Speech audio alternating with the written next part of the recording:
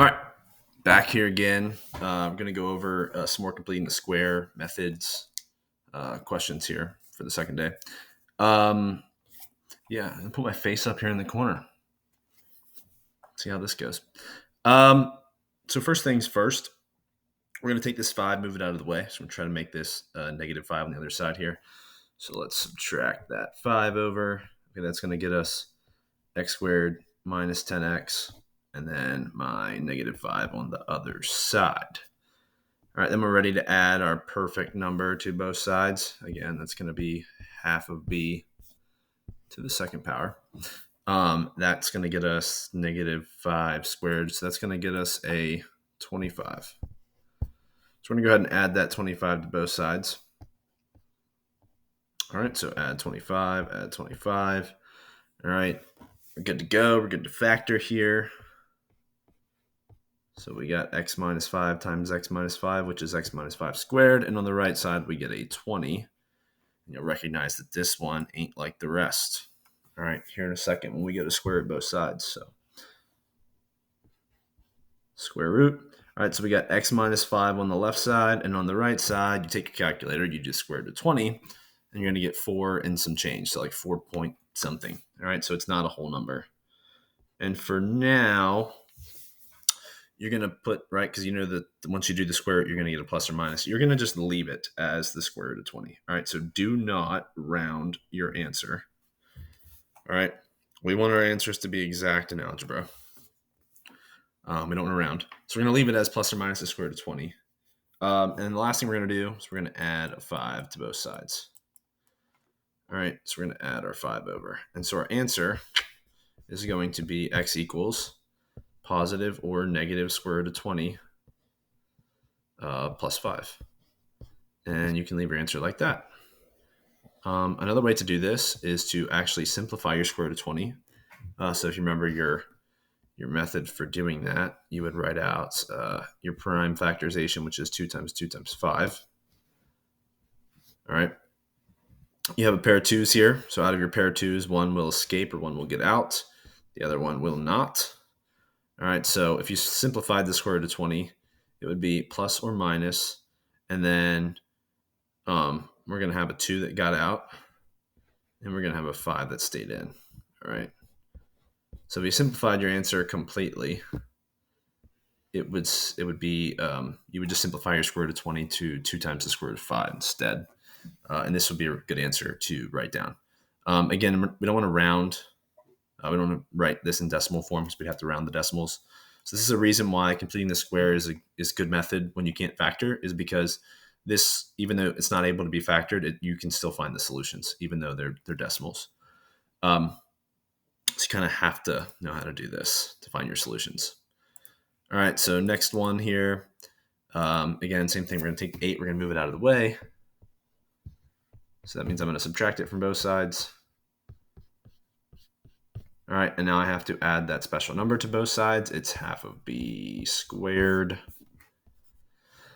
All right, half of b in this case is half of 4 squared, which is 2 squared, which is 4. So the number that I need to add to both sides is a 4. So I add a 4 to both sides. All right, and on the left side, we factor. So x plus 2 to the power of 2. And on the right side, we get a -4. And so this one's really built different, because when we go to square root of -4, you're going to run into some trouble. All right, what is the square root of -4? Well, that means what times what gets me -4, and that doesn't have an answer because nothing times nothing gets you -4. It's impossible. So what this means is when you square root a negative number, if you do that in your calculator, and I wish I could pull up the calculator right now because I could show you what it says. It should say non-real answer, I think. Non-real answer. It means there is no real number that is an answer. I don't think, if you didn't learn about imaginary numbers, you wouldn't know how to answer this. So for right there, you can stop. All right, when you square root both sides and you get a negative, the square root of a negative, you can stop and you can write no real solutions.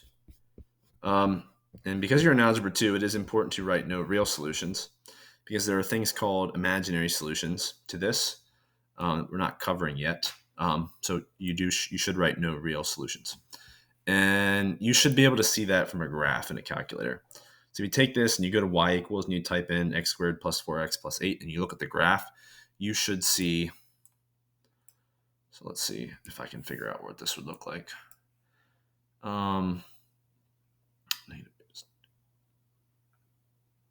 So I think the vertex is going to be like over here somewhere.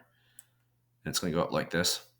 So you're going to see the entire graph is above the x-axis. It's going to have no x-intercepts, which means it's going to have no solutions, no real solutions.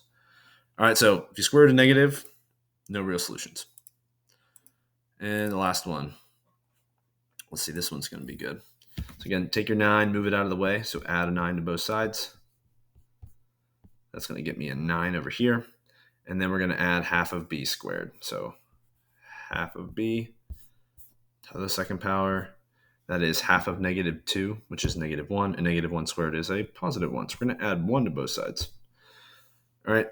Then we're factoring the left side. So what multiplies to 1 adds to -2? That's -1 and -1. So x minus 1 squared. And on the right side, we've got a 9 plus 1, which is 10. 10. There we go. All right, square it both sides.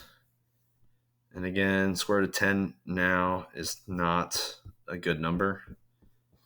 It's 3 and some change, 3.1, 3.0 something. But it doesn't give you a whole number. So that means don't round. Just leave it as the square root of 10. And then we're going to add 1 to both sides. All right, so your answer should be written as x equals, you can see it as positive or negative square root of 10 plus 1. Okay, or you might see it with the 1 written first. So you might see 1 plus or minus the square root of 10. And I only say you might see it because if you have a multiple choice question, you could see the 1 go first. And now you can't simplify the square root of 10 because if you tried to, it would be 2 times 5. All right, and there are no groups of 2 to simplify that any further. So you would leave it as the square root of 10. And so this is a good answer. This does have 2 solutions, right? Because we have 1 plus the square root of 10, whatever that gets you, and 1 minus the square root of 10, whatever that gets you. So you still have 2 solutions. I guess you could see it another way. You could see it as 1 plus the square root of 10, and then a comma, and then 1 minus the square root of 10. So you can see them both written out, without the plus or minus symbol, one with a plus, the other one with a minus. But yeah, so that's the only examples I needed to go over today. I think what's next is fractions. Don't want to do that. Yeah. Ooh, let's do that at a later time. That's it for today.